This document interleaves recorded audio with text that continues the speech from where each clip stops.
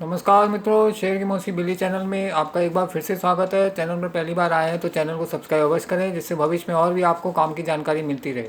आज की जानकारी काम की लगे तो चैनल को एक लाइक अवश्य करें और जानकारी को शेयर अवश्य करें, जिससे आपके साथ साथ दूसरों को भी फ़ायदा पहुँच सके। आज मैं आपको भारत की एक दिग्गज डिफेंस कंपनी के बारे में बताना चाहूँगा, जिसका नाम हिंदुस्तान एरोनॉटिक्स लिमिटेड है, जिसका करंट भाव 4,165 रुपये 90 पैसे चल रहा है। लेकिन उससे पहले मैं आपको मार्केट में चल रहे उथल पुथल और फ्लक्चुएशन के बारे में बताना चाहूँगा कि दिन भर में 1,000, 800, 1,500, 2,000 पॉइंट ऐसे ऊपर नीचे हो जाता है, जिसमें ट्रेडर फंस जाते हैं और इसी फ्लक्चुएशन की वजह से ट्रेडर्स को लॉस होता है।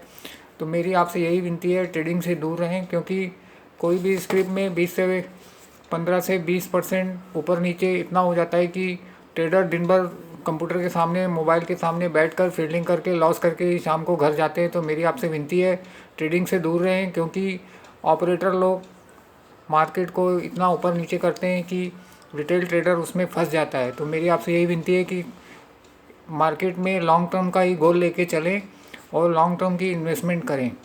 आज चलिए, ये तो हो गई काम की जानकारी। अब मैं आपको भारत के defence company Hindustan aeronautics limited के बारे में बताना चाहूँगा, जिसका वर्तमान भाव 4,165 रुपये 90 पैसे है। इसको मैं 3,400 रुपये में बाय करूँगा और इसका टारगेट 5,000 मैंने एक साल के लिए रखा है, जो रिटर्न के हिसाब से 47% होता है और जो एफडी के रिटर्न से करीब करीब 7 गुना ज़्यादा होता है। जो बैंक आपको 7 सवा 7% रिटर्न देते हैं साल का एफडी के ऊपर, उसका करीब करीब ये 7 गुना है। इस कंपनी का ईपीएस 123.27 है। पी इसका 34.53 है। मार्केट कैप 2,84,674 करोड़ रुपये है। प्राइस टू बुक वैल्यू 9.79 है। डिविडेंड यील्ड 0.82 है और साल का हाई 5,674 रुपये 75 पैसे गया है और साल का लो 1,767 रुपये 80 पैसे गया है। बुक वैल्यू इसका 435.75 रुपये है। तो इसका टारगेट मैं 5,000 रखा है एक साल का और बाय करना है 3,400 रुपये में। मैं इसको बाय 3,400 में ही करूँगा और आप भी अपने फाइनेंशियल एडवाइज़र से कंसल्ट करके इसमें लॉन्ग टर्म के लिए इन्वेस्ट कर सकते हैं। अभी इसका भाव 4,165 रुपये 90 पैसे चल रहा है और मैंने 3,400 का टारगेट बाय करने का टारगेट रखा है और सेल करने का टारगेट 5,000 का रखा है और एक साल का, और रिटर्न के हिसाब से 43% होता है। तो मेरी आपसे यही विनती है, लॉन्ग टर्म के गोल के हिसाब से ही इन्वेस्ट करें, जिसमें घड़ी घड़ी आपको देखना नहीं पड़ता है। क्योंकि बैंक में जैसे हम एफडी करते हैं, वन टाइम एफडी किया तो उसको बार बार जाके देखते नहीं हैं। और लॉन्ग टर्म इन्वेस्टमेंट में क्या होता है कि मार्केट नीचे भी जाएगा तो आपको टेंशन नहीं है। आपने साल भर का गोल तय किया है तो आपको साल भर के बाद 20 से 25, 25 से 30 से 50% तो कम से कम रिटर्न आपको मिलता ही है।